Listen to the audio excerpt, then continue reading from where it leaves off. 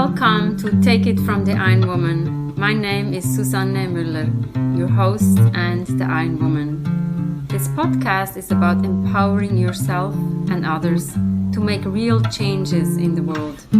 You will hear from everyday, smart, sophisticated, hip people like you and me. Not everybody has to be an Iron Woman to impress the world. Together, we will learn from the sports and business leaders how you can become a more successful person as an entrepreneur or a leader. It's one step at a time, one day at a time. Take your steps now. Take your big steps now. Join me on this journey to success. Hello, this is Take It from the Iron Woman. And again, we have Dr. Z on our show. If you haven't listened to the last episode, Dr. Z, maybe give us a little intro. Who are you and what are you doing? Well, thank you so much, Susan, for having me again on the show. My name is Susanne Cappendijk, also known as Dr. C. That's an easier pronunciation for everybody around us here in New York. I am a trained neuroscientist. I stepped out of academia a couple of years ago, and currently one of the projects I'm doing is I have my own nonprofit organization, EDsnaps. We're running in the Bronx and in Washington Heights, and we are offering STEM-focused, so science, technology, engineering, and math programs to female-identifying students. We combine that with arts, so we tie every discipline together and making, these STEM disciplines fun and easy to access. That is what I currently do. One of our new programs that is launched in 2020 is a so-called EDsnaps Continuously Learning Officer, the CLO Leadership Program. That is actually where I came in with like the question to Susan, is because we need help from our community leaders that can help our students develop their portfolio and also their self-esteem, their confidence, and how to work in a corporate or in an academic or a vocational world. So our leadership program is not offered to middle school students where we usually work with, but it is offered to college enrolled students that are in college, of course, already active. The year doesn't matter. They can be a first year, they can be a second year, they can also be a fourth year if they are doing a university college program. But it's more focused on the non-traditional students. So some of these students might, for example, drop out of or like stop their education for a semester. They might come from different disciplines. They might have transferred. So it's not your original enrolled college students. Oh, okay. Well, that makes sense. And I think also those students, they probably need a little more help in pushing them and uplifting them. And I have to say, I'm super excited that I can be part of this initiative. I don't know, what can I contribute? Maybe you give me some tips already. Yes, we have a whole program put together, of course. We start with this cohort in the spring. Oh, and I forgot to mention, it's a totally free program for the students. We are offering them workshops.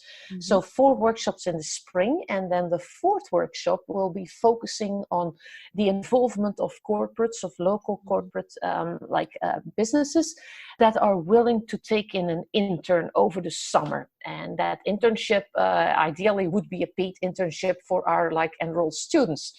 Where I need your help, Susan, is I need you in workshop 2, because you know all about getting to know yourself, and getting to know yourself is an important issue. I got to know myself again and again and again, of course, and I think that is part of our strength in these programs. You're helping people to discover themselves. What are their strengths? What are their weaknesses? Well, that is one of the things that we need to show these students. The fact that you don't have a straight linear line of education doesn't mean that you're not good enough. It's just you have to work yourself, you have to discover yourself. And that is where I need your help as a workshop presenter. So we have the format, we have a workshop, 2 workshops on an evening. We meet every 5 to 6 weeks. And then we work with our students. So our first workshop will be on resume writing. We need help. If one of your listeners is a good resume writer, please contact us, because we need a good resume writer that is willing to give direct and honest feedback to our students. The same as I expect you to do when you work in the workshop. How do you get to know yourself? What do you do exactly? And how can you put your energy, because when we met for the first time and after that as well, there's a whole lot of energy going in there. How can we give our energy to these students to make them realize what kind of a strength they have? So looking for workshop presenters. That's one of the things we're looking for. It's about just unleashing their potential. I mean, that's what I do with my clients anyway. Sometimes they think like, I'm not good at this or I'm not good at that. And then when we unleash and we peel the onion a little bit, we realize, well, they have that hidden potential. We just need to package it differently, put it on a resume. Or what is also helpful is to probably start with an elevator speech. So if you are in an elevator with somebody, what do you say? You don't stumble and say, You say, hello, my name is Susanne Müller. I'm from Switzerland. I'm happy to be here. My field of expertise is leadership. So you have something to say and you're confident. I think that's what we need to teach them, and just stand up and look out. Exactly, and that is an important part, because a lot of these students, and I've seen that over the years when I was like mentoring and coaching and counseling, they don't realize what they have in their hands. And it's like, if I might give an example, many years ago I was one of the sponsors for the pre-medical students in Florida where I worked. And one of the students says, well, Dr. C, I don't have any community service. And I said, well, that is weird, because most of these students, when they want to go into medical school, they need a lot of hours of community service. I said, but what are you exactly then doing with your time when you get out of school? He says, well, one of my cousins has a DUI and cannot drive, so I drive her around and bring her to all the meetings, to all the classes, to all the schools, wherever she needs to go. And I looked at him and I said, but that is community service. He says, yes, but it's only to one person and it's a family member. I said, well, that doesn't matter. I said, you are putting your time in and help her out in getting back on track. I said, that is a very important part of community service.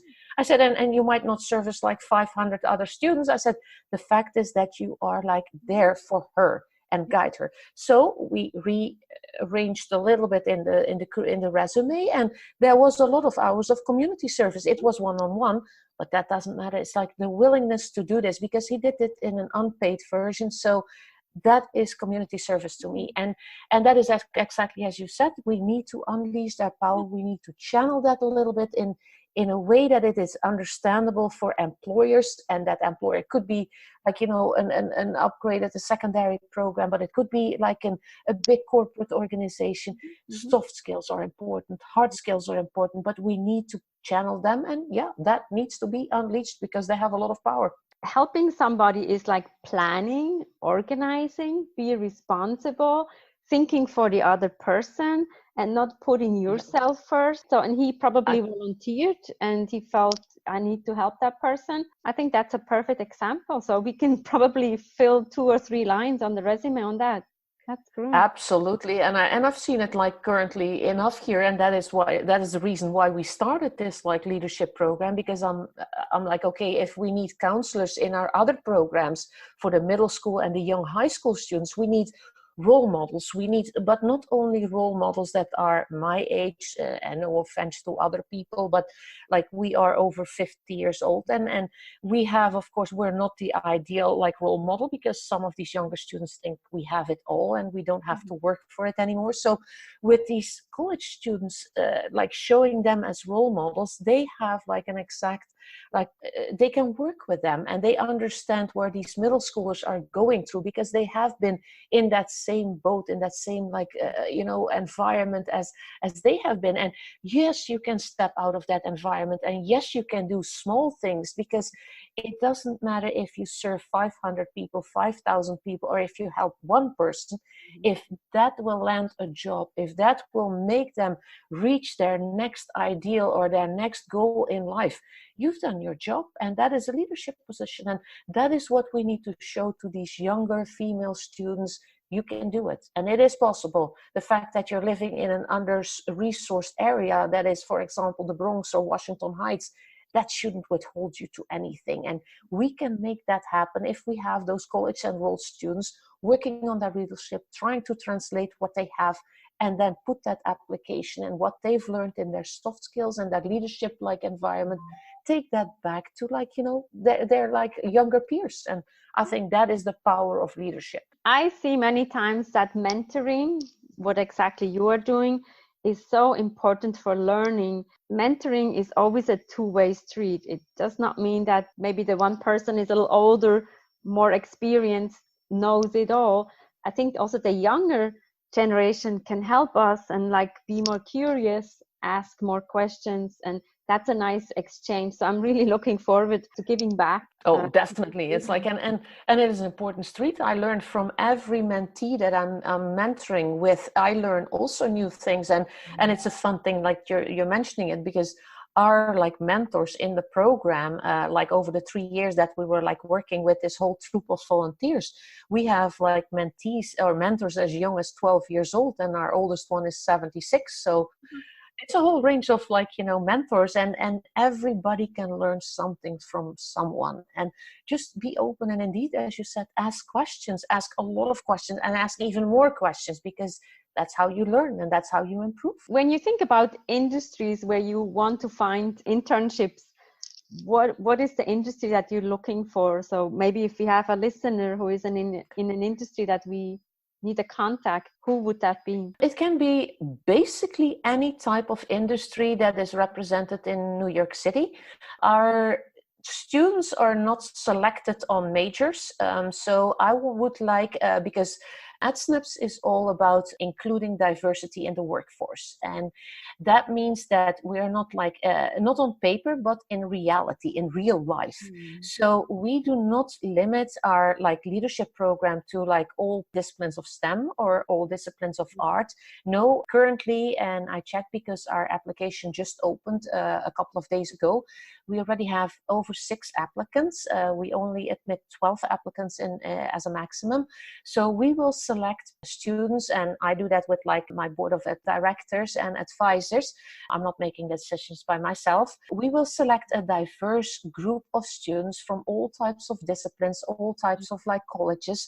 So basically any corporate that is interested in like having an internship placed from our program, we will invite them for our May meeting, and they can like interview the students. And if it is a match, because sometimes on paper somebody looks really nice, but if you meet them and you think that might not be the student that fits with our culture, and maybe the student says, oh, I don't want to work in that company because I don't like the culture that they are showing. So it will be a two-way street. They will interview, so the corporate can interview the student can interview the corporate, and if they find a match, then the internship can like solidify. And that could be like an internship for 6 weeks, for 10 weeks, and maybe even if the student is old enough and far enough in the internship, it might solidify in a job offer. We don't know, we don't count on that, but it might be a good opportunity. So open for all types of corporates.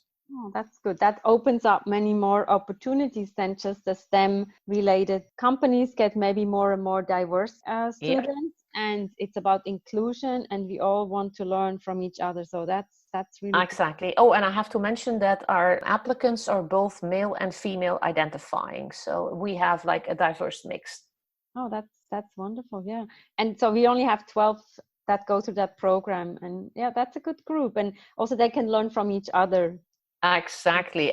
Because if you have 12 the same, I mean, imagine this one, if you had 12 the same of you sitting around the table, or 12 of me sitting around the table, that we would go nuts.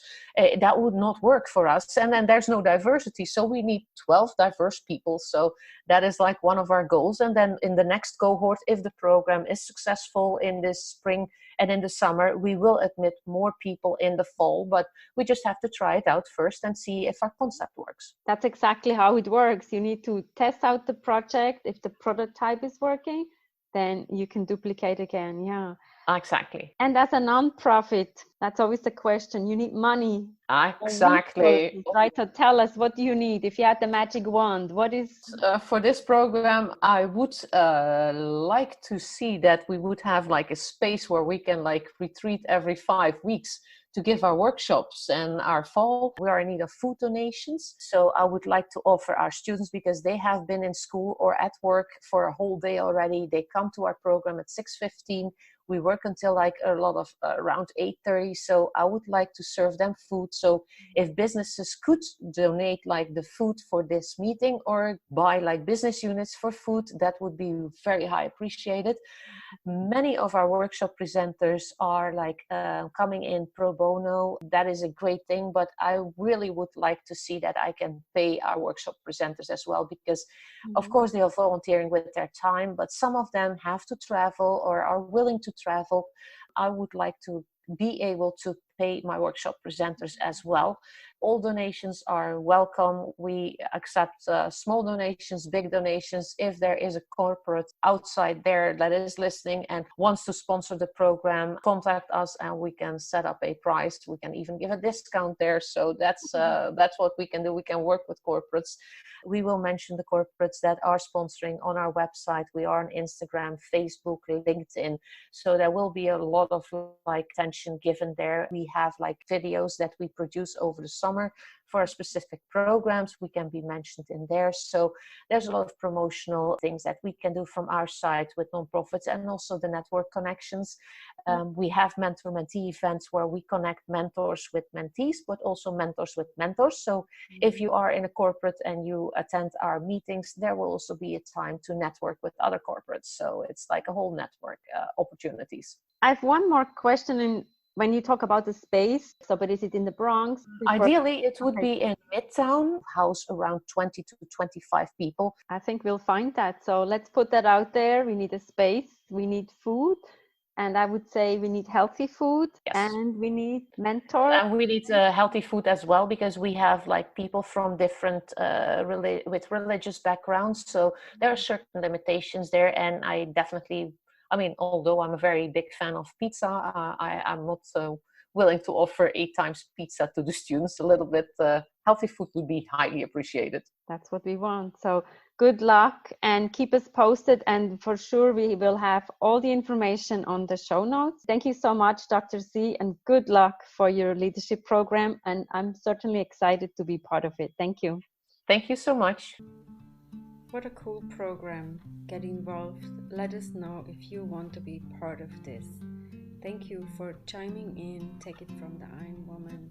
We have a next episode coming out next week, Monday. Leave us a review. Thank you for listening.